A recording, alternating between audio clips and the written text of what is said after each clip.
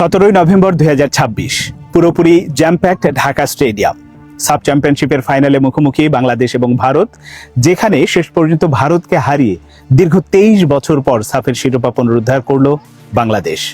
কথাগুলো শুনে হয়তো মনে মনে ভাবছেন, খেলা শুরু হতেই এখনো প্রায় 4 মাসের মতো বাকি, অথচ আমি ফলাফল সহই বলে দিলাম। কিন্তু এই যে আমি যেটা বললাম, এটা হওয়ার চান্স 90%। বাকি 10% যদি আসলে না হয়, সেটা ভাগ্যের বিষয়। কিন্তু আসলেই কি বাংলাদেশ চ্যাম্পিয়ন হতে যাচ্ছে? সবাই যেটা আমরা ভাবছি, কেমন করতে পারে বাংলাদেশ, বা আসলে চ্যাম্পিয়ন হওয়ার পথে বাংলাদেশের মূল বাধাটা কোথায়, এটা নিয়ে বিস্তারিত বলার চেষ্টা করব, আশা করি শুনবেন। শুরুতেই বলি যে সাফের ড্র হয়ে গেছে। বাংলাদেশ এ গ্রুপে পড়েছে, গ্রুপ প্রতিপক্ষ হিসেবে পেয়েছে শ্রীলঙ্কা এবং ভুটানকে, আর বি গ্রুপে আছে ভারত, পাকিস্তান এবং মালদ্বীপ।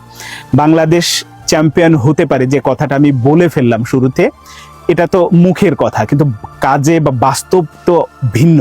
কারণ চ্যাম্পিয়ন হতে হলে গ্রুপ পর্বের বাধা পের হতে হবে, সেখান থেকে সেমিফাইনাল, তারপরে ফাইনাল জিততে হবে। তো এই যে গ্রুপ পর্বে শ্রীলঙ্কা এবং ভুটানকে পেয়েছে, এর সাথে আবার গ্রুপে আরও একটা দল যোগ হতে পারে, সেটা হচ্ছে নেপাল। কারণ নেপাল এখন ফিফার নিষেধাজ্ঞায় আছে। যদি তারা সেপ্টেম্বরের মধ্যে নিষেধাজ্ঞা মানে তাদের ওপর থেকে উইথড্র হয়, সেক্ষেত্রে বাংলাদেশের এই গ্রুপে যুক্ত হবে। তো যেহেতু সেটা যদি কিন্তু বিষয়, আমি ওইটা নিয়ে আগে কথা বলতে চাচ্ছি না। আমি ভুটান এবং শ্রীলঙ্কাকে ধরেই কথা বলি। বাংলাদেশের জন্য প্রথম একেবারে গুরুত্বপূর্ণ বাঁচা মরার ম্যাচ যদি বলি, প্রথম ম্যাচটা হচ্ছে সবচেয়ে বেশি গুরুত্বপূর্ণ, শ্রীলঙ্কার বিপক্ষে 4 তারিখে যেটা হবে। কেন আমি এই ম্যাচটাকে বাঁচা মরার বলছি? কারণ এই গ্রুপ এ থেকে বাংলাদেশ এবং শ্রীলঙ্কা দুটো দলই ভুটানকে হারাবে, এটা ধরেই নেওয়া যায়। কারণ শক্তিমত্তা যদি বলি, সাম্প্রতিক পারফরমেন্স বিবেচনায় যদি আপনি আনেন, ভুটানকে দুটো দলই হারাবে। সেই ক্ষেত্রে এই যে প্রথম ম্যাচটা বাংলাদেশ এবং শ্রীলঙ্কা, এটাই হয়ে যাবে ভাইটাল ম্যাচ। কে গ্রুপ চ্যাম্পিয়ন হবে বা কে গ্রুপ রানার্স আপ হবে, ওই ব্যাপারটা নির্ধারণ হয়ে যাবে প্রথম ম্যাচের ফলাফলের ওপরেই। তো এই যে শ্রীলঙ্কার বিপক্ষে যখন প্রথম ম্যাচ বাংলাদেশ 4 তারিখে খেলতে নামবে, উদ্বোধনী ম্যাচ, অনেকেই হয়তো ভেবে নিচ্ছি যে শ্রীলঙ্কাকে আমরা ফুটবলে কি দেখে অভ্যস্ত, ক্রিকেটের বিষয়টা ভিন্ন।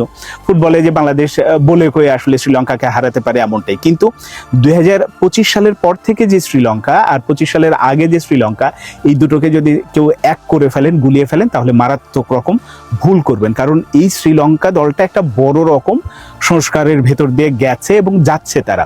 আমরা যেমন হামজা চৌধুরী, সমিত সোম বা বিভিন্ন বংশোদ্ভূত প্লেয়ারদের এখন এনে আমরা দলটাকে শক্তিশালী করার চেষ্টা করছি, সেই একই কাজটা শ্রীলঙ্কা এরই মধ্যে করে ফেলেছে। এবং তাদের দলেও অসাধারণ কিছু প্লেয়ার আছে, সুইডেন থেকে আছে, ইংল্যান্ড থেকে আছে, অস্ট্রেলিয়া থেকে আছে, ডেনমার্ক থেকে আছে, এবং তারা বিভিন্ন জায়গায় ভালো ভালো জায়গাতেই খেলে, মানে ভালো ভালো লিগ পর্যায়ে খেলে। ফলে যেটা হয়েছে যে এই শ্রীলঙ্কাকে হালকা করে দেখার কোনো রকম অবকাশ নেই। এবং তারা এশিয়ান কাপ বাছাই পর্বের, আপনাদের নিশ্চয়ই মনে আছে, তারা কিন্তু তুর্কমেনিস্তানের মতো দলকে হারিয়ে দিয়েছিল। রিসেন্ট তারা যে ম্যাচের জয় পরাজয়ের ব্যবধান যদি চিন্তা করেন, আগে যেটা হতো যে 4-0, 5-0, 6-0, ওই ব্যাপারটা কিন্তু নাই। শক্তিশালী দলগুলোর বিপক্ষেও তারা 1-0 গোলে হারছে, 3-1 গোলে হারছে, এইরকম ব্যবধানটা আছে। এবং তারা যে কন্টিনিউয়াস একটা ভালো প্রসেসের মধ্যে আছে, তার প্রমাণ হচ্ছে তারা কিন্তু সেপ্টেম্বর উইন্ডোতে, বাংলাদেশ যেখানে এখনো অনিশ্চিত যে কারো বিপক্ষে ম্যাচ খেলবে কিনা, তারা কিন্তু সেটা খেলছে। মৌরিতাসের বিপক্ষে তারা সেপ্টেম্বর উইন্ডোতে ম্যাচ খেলবে। সবকিছু মিলে তারা একটা শক্তিশালী প্রতিপক্ষ, এবং বাংলাদেশকে কঠিন পরীক্ষাটাই নেবে নিজেদের মাটিতে।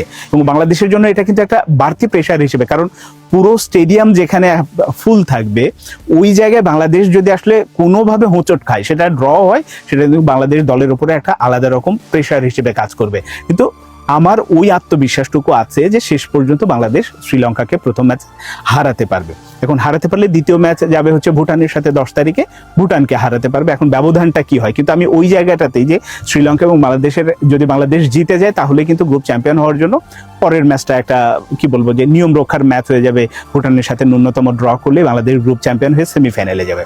এখন বাংলাদেশ গ্রুপ চ্যাম্পিয়ন হয়ে যদি সেমিফাইনালে যায়, আমি যদি বি গ্রুপের কথা বলি, বি গ্রুপে ওখানে আছে ভারত আছে, মালদ্বীপ আছে এবং পাকিস্তান আছে। আমি পাকিস্তান রিসেন্ট সময় মালদ্বীপে তারা 4 জাতি টুর্নামেন্টে চ্যাম্পিয়ন হয়েছে, আমি ওটাকে আলাদাভাবেই রেখে পাকিস্তানকে অত বড় শক্তিশালী দল হিসেবে দেখতে চাই না। ভারত জাতীয় দল শেষ পর্যন্ত পাঠাবে কিনা তা জানি না, কিন্তু যদি অনূর্ধ্ব 23 দলের মতো একটা দলও পাঠায়, তাও আমার কাছে মনে হয়েছে বি গ্রুপ থেকে তারাই গ্রুপ চ্যাম্পিয়ন হবে। এখন গ্রুপ রানার্স আপ হিসেবে সেক্ষেত্রে হচ্ছে মালদ্বীপ অথবা পাকিস্তান হতে পারে। যদি আমি ধরে নিলাম যে মালদ্বীপ, কারণ মালদ্বীপের সাফের রেকর্ড ভালো, তাদের ফুটবলের একটা কি বলবো একটু ঝিমিয়ে পড়ার সময় গেলেও তাদেরকে আপনি খাটো করে দেখতে পাবেন না। তারপরে আমি গ্রুপ রানার্স আপ হিসেবেই দেখতে চাই। তো সেই ক্ষেত্রে বাংলাদেশ হয়তো সেমিফাইনালে পাবে হচ্ছে, যেহেতু বাংলাদেশ গ্রুপ চ্যাম্পিয়ন আমি ধরে নিচ্ছি, সেই ক্ষেত্রে গ্রুপ রানার্স আপ মানে বি গ্রুপের রানার্স আপ মালদ্বীপ যদি হয় তাহলে মালদ্বীপ অথবা পাকিস্তানকে পাবে। এখানে এই সেমিফাইনাল জিতে যদি বাংলাদেশ, আর ওদিক থেকে ভারত হয়তো এখন এই দিকের গ্রুপ রানার্স আপ যদি শ্রীলঙ্কা হয় তাহলে ভারত আর শ্রীলঙ্কা হয়তো সেমিফাইনালে খেলবে। দুই সেমিফাইনাল থেকে ওদিক থেকে ভারত জিতবে আর এদিক থেকে বাংলাদেশ জিতবে, এবং 17 তারিখের ফাইনালটা বাংলাদেশ এবং ভারতের মধ্যে হওয়ার চান্সটা সবচেয়ে বেশি। আবার ব্যতিক্রমও হতে পারে, আমি এটা বললাম, এটা অনুমান এবং অভিজ্ঞতার ভিত্তিতেই বললাম, কারণ এর আগে ভারত জাতীয় দল না পাঠিয়েও সাফে তারা চ্যাম্পিয়ন হয়েছে একাধিকবার। ফলে যেটা যে ভারতকে আপনি হালকা করে দেখতে পারবেন না, তারা চ্যাম্পিয়ন হওয়ার জন্যই আসে, চ্যাম্পিয়ন হওয়ার জন্যই খেলে। বাংলাদেশের সাথে সেই ক্ষেত্রে মানে সেই 2003 সালে বাংলাদেশ যে চ্যাম্পিয়ন হয়েছিল সেবার অবশ্য ফাইনালের প্রতিপক্ষ ছিল মালদ্বীপ। এবার হয়তো মালদ্বীপ না হয়ে শেষ পর্যন্ত হয়তো ভারতকে পেতে পারে। ভারতের সাথে আমার একটা সাফের, আমার প্রথম সাংবাদিকতা ক্যারিয়ারের প্রথম, যেটা 2005 সালে হয়েছিল ভারত পাকিস্তানের করাচিতে, ওই সাফের ফাইনালে বাংলাদেশ এবং ভারত মুখোমুখি হয়েছিল, কিন্তু সেবার বাংলাদেশ হেরে গিয়েছিল। তো অনেক বছর পর সাফের ফাইনালে আবার